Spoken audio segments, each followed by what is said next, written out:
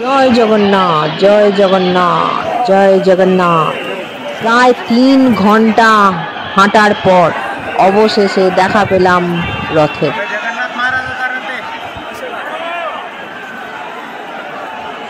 লক্ষ লক্ষ মানুষের সমাগমে উদযাপন হচ্ছে এই রথযাত্রা উৎসব। পুরীর এই জগন্নাথ দেবের রথের নাম হচ্ছে নন্দীঘোষ, বলরামের রথের নাম তলোধ্বজ এবং সুভদ্রা মাতার রথের নাম হচ্ছে দর্পদলন। এবং যে রশ্মি দিয়ে এই রথ টানা হয় সেই রশ্মির নাম হচ্ছে শঙ্খচূড়।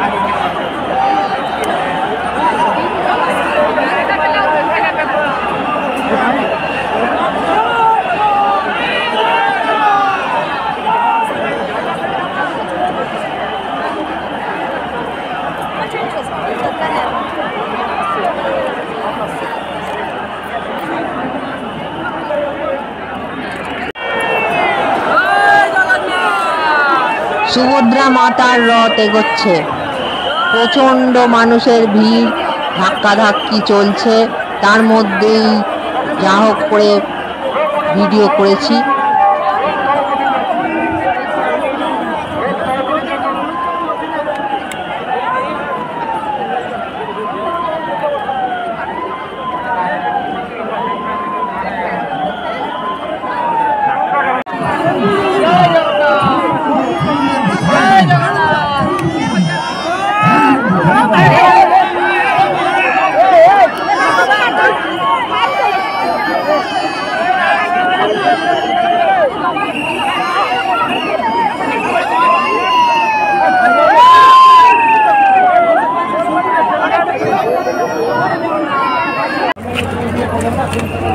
রথ চলে যাওয়ার পর রাস্তার এই অবস্থা, প্রচণ্ড ভিড়, লক্ষ লক্ষ মানুষের ভিড়ের সমাগমে এত ঠেলাঠেলি, এত হেস্তাথেস্তির মধ্যে কত মানুষের পায়ের জুতো, জলের বোতল, নানা রকম জিনিস সমস্ত রাস্তায় স্তূপাকার হয়ে গেছে।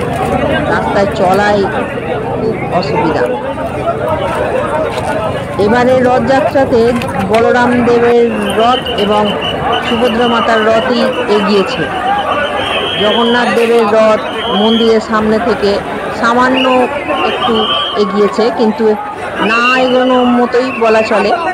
এক মন্দিরের সামনেই জগন্নাথ দেবের রথ দাঁড়িয়ে রইল সারা রাত।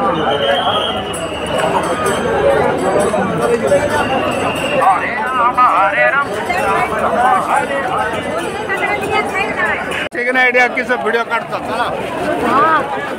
তার মধ্যেই করতে হবে।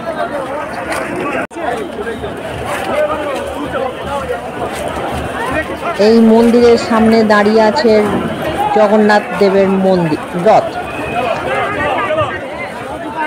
সকাল 9টা থেকে রাত 8টা, প্রায় 10 থেকে 11 ঘন্টা এই লক্ষ লক্ষ ভিড়ের মধ্যে, ভিড়ের ঠেলাঠেলি সব কিছুর মধ্যে শরীরে যেন ক্লান্তি ভাব নেমে এসেছে।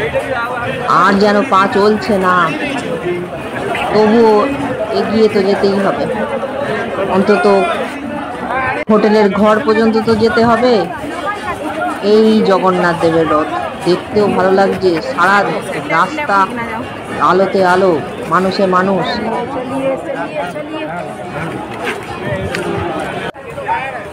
মন্দিরের এক প্রান্তে এসে ফাঁকা জায়গা দেখে সেখানে থেকে দীপায়নকে রথ দর্শন করালাম, তার সাথে মন্দির দর্শনও হলো।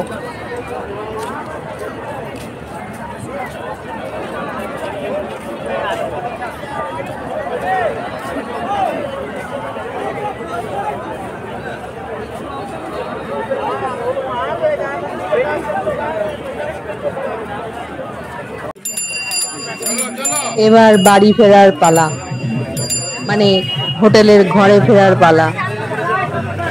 সবাই যেন ক্লান্ততে দুলছে। যদি ভিডিওটা আপনাদের সবাইকার ভালো লাগে তাহলে একটা লাইক করবেন, কমেন্ট করবেন, শেয়ার করবেন।